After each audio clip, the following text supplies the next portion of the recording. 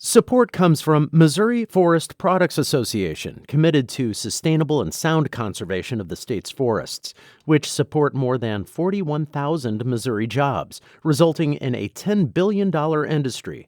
ChooseWood.com. This is St. Louis on the Air from St. Louis Public Radio. I'm Elaine Cha.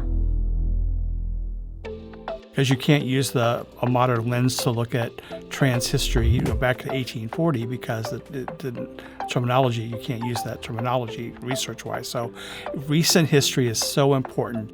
Now it's about real-time information, real-time stuff.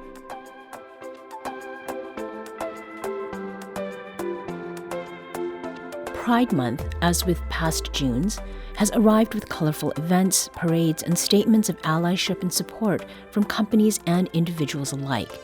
At the same time, Pride this year comes with a certain weight for many folks. That's because the status of being gay publicly and being trans just about anywhere has become a target of Republican politicians. Tension is not new with Pride Month. In fact, it's been present in St. Louis since the first Pride event here way back in 1980. And today we're exploring what Pride and LGBTQ history means in 2023. To do that, we have two guests with us, historian Steven Louis Brawely, founder of the St. Louis LGBT History Project. Welcome. Thank you. And LGBTQ activist, writer, and artist Terry Willits. Terry, thank you and welcome to you as well. Thank you. We also want you to be part of this conversation. What stories and people with connections to LGBTQ history are you thinking about this Pride Month? Is Pride feeling different to you this year? And if so, are you celebrating it in a new way? Share your questions or comments about that or about LGBTQ history in general. Give us a call at 314-382-8255. That's 382-TALK. Or you can send us a tweet at STL on air or email us at stlpr.org. Now to the conversation. How does this year's Pride feel to you? Is it different? And if so, why? Stephen? Definitely. I believe it feels different, obviously, because of the recent legislative activity, specifically here in Missouri. And there is a sense of urgency and action. Over the spring, there has been a lot of regional activism, a lot of car trips to Jeff City by the members of the LGBTQI community and allies. And so I think that's directly come over to June. And I think that this year's Prides in St. Louis will reflect that sense of maybe some urgency and action that maybe have been missing in previous years. Yeah. So Pride's multiple. Correct. Yes. Terry, how about for you? I agree with Stephen. I think that I think there's a lot of frustration surrounding it, too. I don't know that there are a lot of people celebrating necessarily as much as in the past. I think there's still a carryover from all of the legislation, even though it seems to have calmed a little bit with some of it, one being settled and signed, even though the outcome wasn't what anyone was hoping for. I think that a lot of people are still, making plans, families making plans of what they need to do to care for their loved ones right now, and they aren't necessarily in a celebratory mood. Right. This is all happening in a very real set of circumstances. Exactly, for people. exactly. Now, Stephen, you've been collecting and preserving St. Louis's queer history, which is not just about Pride, for many years. And most recently, you've been working to gather artifacts and stories of St. Louis's queer history, and that is for an upcoming exhibit at the Missouri History Museum. Tell us a bit about what you have been finding recently, especially if there is some connection to what we've just talked about now. Sure. I call it the real-time history. We have, obviously, some things we can collect from the past, but now it's about real-time information, real-time stuff. And it started during COVID when we were collecting what the community was doing, and we had the Pride the one year was different, where they did the caravan rally around town with all the different groups. So we started collecting, buttons and T-shirts and flyers about that. So this year, I've been documenting the events that have been occurring, the rallies. Some folks have donated the speeches they used to testify in Jeff City, so we have that record. So it's collecting in real time what's been happening the last 6 months, because that's all history. Yeah. And do people seem to be eager to share with you? Absolutely. I think over the last 10 years, we've laid a groundwork in the community to kind of raise awareness of the need to preserve our history. And I think that this last 6 months, people have really understood that this is something that they need to document. Yeah. Terry, in your conversations with people and just hanging out and spending time, does it feel like people are telling more about their histories and what they've been through? I think a lot of people, not so much their histories, it's more, the real time. It's what's going on with them now. Mm-hmm. I think a lot of people weren't sharing what was going on because, one, you never know what kind of response you're going to get. Because not everybody is receptive to or understands, what it means to be transgender. Mm-hmm. So a lot of times people aren't as open about that. But I think just to try to make change and to impact what's going on, people are sharing their stories and trying to make that difference and are, using their stories to generate some more hope and are hopeful that makes a difference to the overall outcome of things.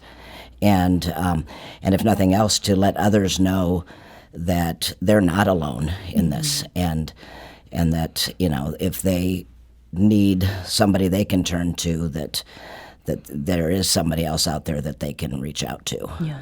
So this point of sharing stories and doing so in informal ways, that is part of your personal experience and history, Steve. You were recently profiled in St. Louis Magazine, and you related how, as a young man in the 1990s, you befriended a local drag performer named Jimmy Walker, who performed as Betty Davis. What role did your conversations with Jimmy and meeting other folks, both like and different from him, lead you to create the St. Louis LGBT History Project? Sure, and Terry knew Jimmy. I remember meeting Jimmy at Magnolia's Bar and just sitting at the bar, and he was very boisterous, I guess you could say, and a little intimidating. So at first I was a little scared of him, but after a few meetings and a trust was built, and I would just sit and ask questions, and he would just go on and talk forever. So sadly, he passed away, and I regretted never recording his life story formally. And I realized then that something needed to be done to a sustained effort, something long-term that we could build upon to record and preserve history. So that's how I got the idea to start the project, and over the last 10 years have become very intentional about strategic partnering with the History Museum, with UMSL, with WashU, with State Historical, a lot of groups who do this for a living, because that's not what I do for a living. So this is a labor of love. So I wanted to partner with experts. And so my job is to be kind of a front person, a cheerleader, to help these organizations be all they can be to diversify their collections. Right. And before we move on, I would like to know, is there anything that you recall Jimmy sharing with you that sort of illuminates maybe what we're experiencing now, or... my memories of Jimmy are simply that, just the lighting up a room.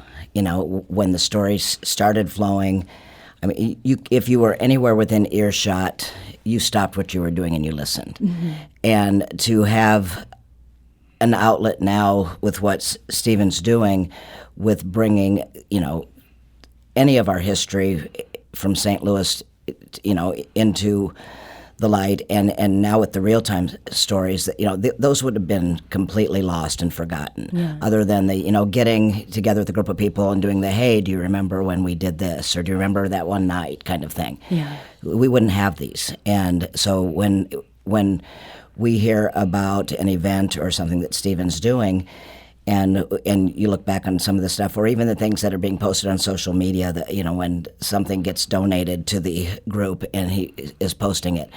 I mean, just, the things they're posting, oh my God, I remember that, or, and then they're like, oh wait, I think I have something too. And people start contributing, and it brings out more and more community even with that. Right. It's just incredible to see that. And I think that point of joy, I'm really glad that you've brought that up, the joy and the light that does exist in spite of, and maybe because of everything that's been happening. We're speaking today about Pride and St. Louis LGBTQ history with LGBTQ artist, writer, and activist Terry Willits, as well as with historian Steven Brawley. Now, insofar as the history of trans folks is concerned, I mean, visibility and awareness of trans people and their experiences, at least in the mainstream, has come a long way since the first official Pride event in St. Louis back in 1980, and even since the founding of your organization, Stephen. Terry, what is it like to be a real-time person looking at something like Pride happening right now amidst all of the circumstances that do exist? How has all of this been affecting you and some of the decisions that you've been making? For me, I'm in a kind of a unique position for a lot of trans people. I work for a company that is very inclusive. We have an amazing diversity program. They completely supported my transition when I went through that. They are just incredible when it comes to supporting the LGBTQ community, which is, I couldn't ask for a better company to work for. Yeah. So I'm very lucky in that. So I have had no issues with it. I can live day to day without any of the,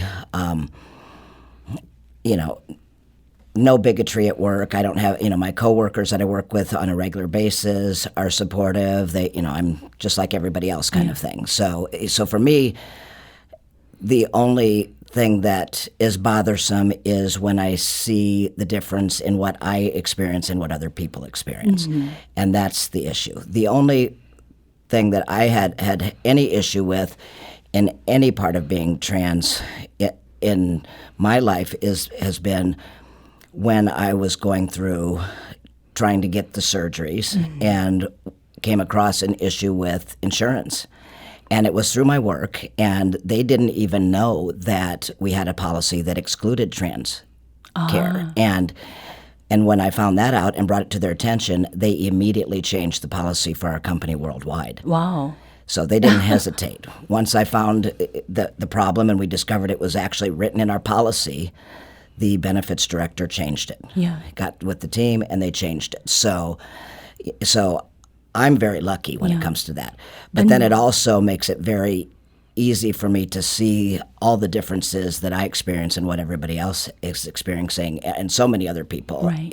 And it shouldn't be that way. Everybody else should have that same experience. Right. And your experience is also, it's different in that, we talked with trans kids here on the show. Your transition did not occur when you were a child, no. Right? You were 59, not a kid, and your transition has come very recently. So what is it like for you to experience this along with families and children? It's been real interesting because I've been, a lot of the same doctors that I have are the same ones that are at the Transgender Center. We share some of those same doctors because some of the Adult Transgender Center shares the same medical, staff that the Children's Transgender Center does. So I've seen, a lot of what, they're going through and as they're growing and building that facility. And to the point about the history that you're collecting. Stephen, is there something in particular that you're looking for that you would like to hear from trans folks and trans families? Yeah, especially the recent history because, documenting what they've been going through from emotional standpoint as well as legal issues, healthcare issues, because you can't use a modern lens to look at trans history, back to 1840 because the terminology, you can't use that terminology research-wise. So recent history is so important to document because the history from the old days are forever gone. Right. Steven Louis Brawley is an historian and founder of the St. Louis LGBT History Project, and Terry Willits is an LGBTQ activist, writer, and artist. Thank you so much for joining us today.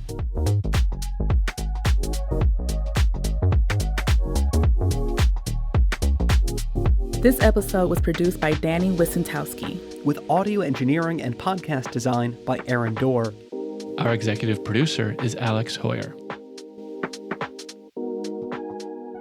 St. Louis on the Air is a production of St. Louis Public Radio. Understanding starts here. Our podcast proudly supports St. Louis artists by using music from Life Creative Group.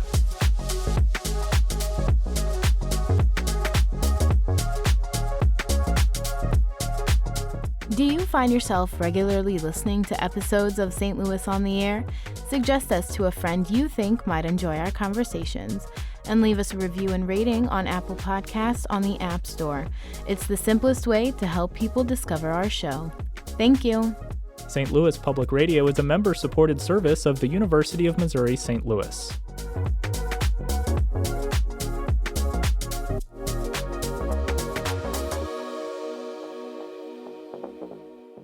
Support comes from the Missouri Forest Products Association, providing more than 41,000 jobs in the production of wood pallets, railroad ties, white oak barrels, hardwood floors, and more. Details at choosewood.com.